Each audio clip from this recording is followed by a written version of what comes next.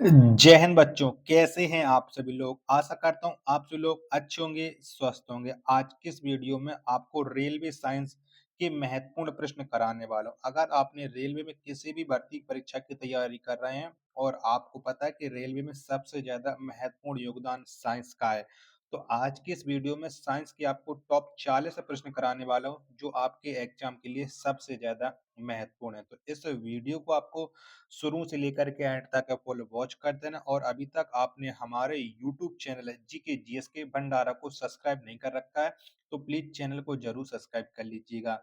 तो चलिए फिर शुरू करते हैं।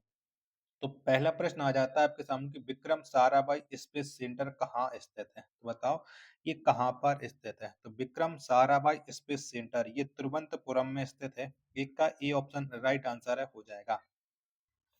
दूसरा प्रश्न आ जाता है आपके सामने कि कवकों का अध्ययन क्या कहलाता है? बताओ क्या कहलाता है? तो कवकों का जो अध्ययन है ये माइकोलॉजी कहलाता है। दो का ए ऑप्शन राइट आंसर है, हो जाएगा।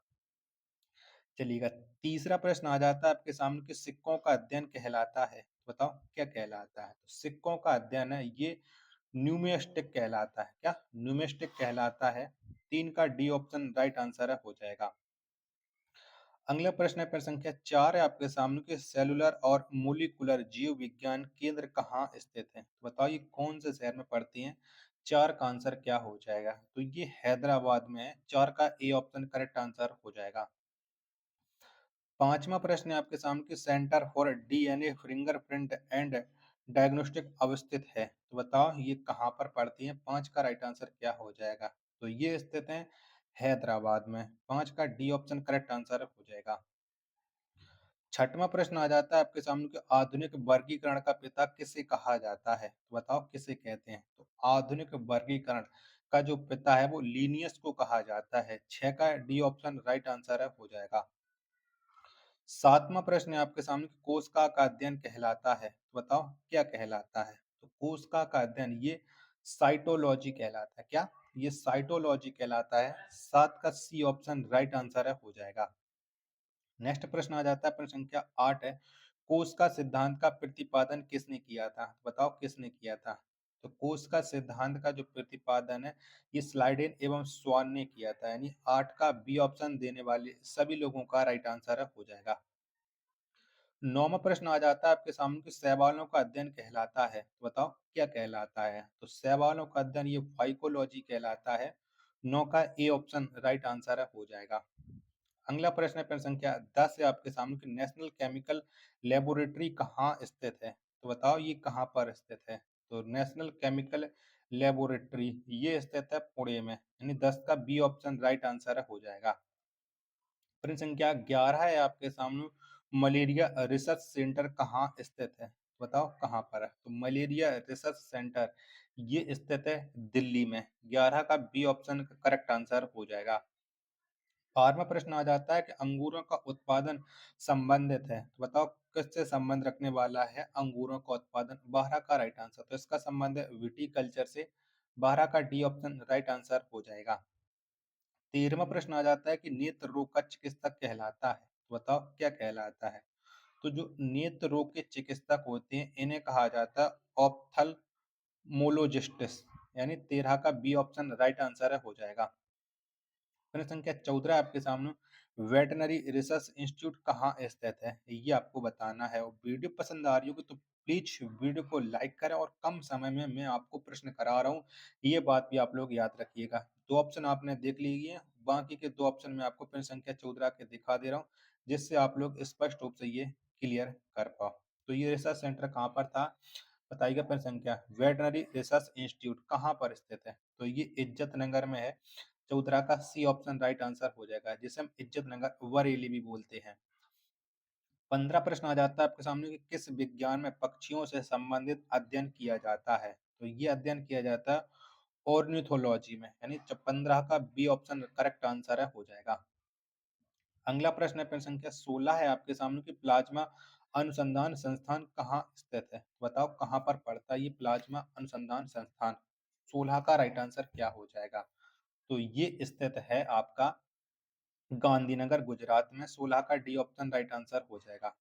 17 प्रश्न है आपके सामने कि राष्ट्रीय डेयरी अनुसंधान संस्थान कहाँ है? बताओ कहाँ पर? तो जो राष्ट्रीय डेयरी अनुसंधान संस्थान है, ये करनाल हरियाणा में है। यानी 17 का ए ऑप्शन देने वाले सभी लोगों का राइट आंसर हो जाएगा। 18वां प्रश्न आ जाता है कि वायरस का अध्ययन कहलाता है। बताओ क्या कहलाता है? तो वायरस का अध्ययन वायरोलॉजी कहलाता है। 18 का ए ऑप्शन राइट आंसर हो जाएगा। 19वां प्रश्न है कि भाभा परमाणु अनुसंधान केंद्र कहाँ अवस्थित है? बताओ ये कहाँ पर पड़ता है? तो भाभा परमाणु अनुसंधान केंद्र ये ट्राम्बे में है। 19 का ए ऑप्शन देने वाले सभी लोगों का राइट आंसर हो जाएगा।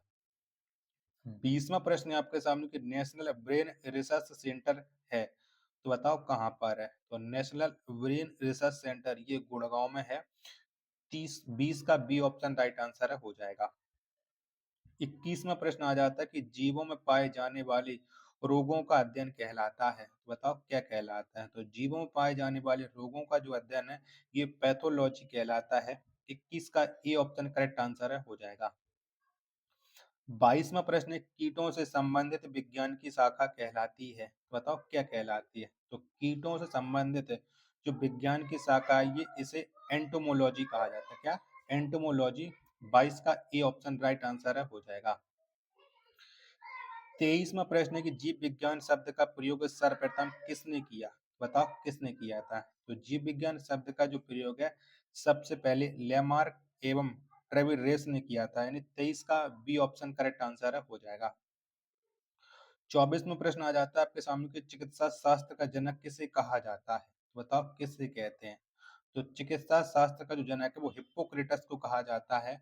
24 का बी ऑप्शन राइट आंसर हो जाएगा। 25वां प्रश्न है आपके सामने कि ट्यूबरक्लोसिस रिसर्च सेंटर कहाँ अवस्थित है? तो बताओ कहाँ पर पड़ता है? तो ट्यूबरक्लोसिस वो जो रिसर्च सेंटर है ये चेन्नई में है। यानी 25 का सी ऑप्शन राइट आंसर हो जाएगा। 26वां प्रश्न है कि centre for and advance technology कहाँ स्थित है? तो बताओ ये कहाँ पर स्थित है? 26 का राइट आंसर। तो ये स्थित है इंदौर मध्य प्रदेश में। 26 का ए ऑप्शन देने वाले सभी लोगों का राइट आंसर हो जाएगा। चलिए अगला प्रश्न है प्रश्न संख्या 27 है आपके सामने कि मधुमक्खी पालन संबंधित है। बताओ मधुमक्खी पालन को क्या कहा जाता है? तो मधुमक्खी पालन को एपी कल्चर कहा जाता है। 27 का बी ऑप्शन देने वाले सभी लोगों का राइट आंसर हो जाएगा। तो वीडियो पसंद आ रही हो तो प्लीज वीडियो को लाइक करें और चैनल को अभी तक आप लोगों ने सब्सक्राइब नहीं कर रखा होगा तो प्लीज चैनल को आप लोग जरूर सब्सक्राइब कर लीजिएगा। 28वां प्रश्न की भूकंपों का अध्ययन कहलाता है। तो बताओ क्या कहलाता है? तो भूकंपों का जो अध्ययन है ये सिस्मोलॉजी कहलाता है। क्या? सिस्मोलॉजी। 28 का बी ऑप्शन राइट आंसर हो जाएगा। 29वां प्रश्न कि आधुनिक वनस्पति विज्ञान का जनक किसे कहा जाता है? बताओ किसे कहते हैं? तो आधुनिक वनस्पति विज्ञान का जो जनक है वो लीनियस को कहा जाता है। 29 का बी ऑप्शन राइट आंसर हो जाएगा। 30वां प्रश्न है कि जंतु विज्ञान का जनक किसे कहा जाता है? बताओ किसे कहते हैं? तो जंतु विज्ञान का जो जनक है ये अरस्तु को कहा जाता है। 30 का ए ऑप्शन करेक्ट आंसर हो जाएगा। अगला प्रश्न प्रश्न संख्या 31 है आपके सामने कि ट्रेडमिल टेस्ट कौन सी चिकित्सा से संबंधित है? तो बताओ कौन सी चिकित्सा से संबंध रखता है ये ट्रेडमिल टेस्ट? तो इसका जो संबंध है वो संबंध है हृदय से। 31 का ए ऑप्शन करेक्ट आंसर हो जाएगा। 32वां प्रश्न है आपके सामने कि होमोसोपियंस किसका वैज्ञानिक नाम है? बताओ किसका है? तो होमोसोपियंस है ये जो वैज्ञानिक नाम है ये मनुष्य का है। 32 का सी ऑप्शन राइट आंसर हो जाएगा। 33वां प्रश्न आ जाता है कि स्वप्नों का अध्ययन कहलाता है। तो बताओ क्या कहलाता है? तो स्वप्नों का अध्ययन ये ओर्नोलॉजी कहलाता है। 33 का सी ऑप्शन देने वाले सभी लोगों का करेक्ट आंसर हो जाएगा। 34वां प्रश्न है केंद्रीय वनस्पति अनुसंधान संस्थान कहाँ अवस्थित है? तो बताओ कहाँ पर है? तो केंद्रीय वनस्पति अनुसंधान संस्थान ये स्थित है लखनऊ में। 34 का ए ऑप्शन राइट आंसर हो जाएगा।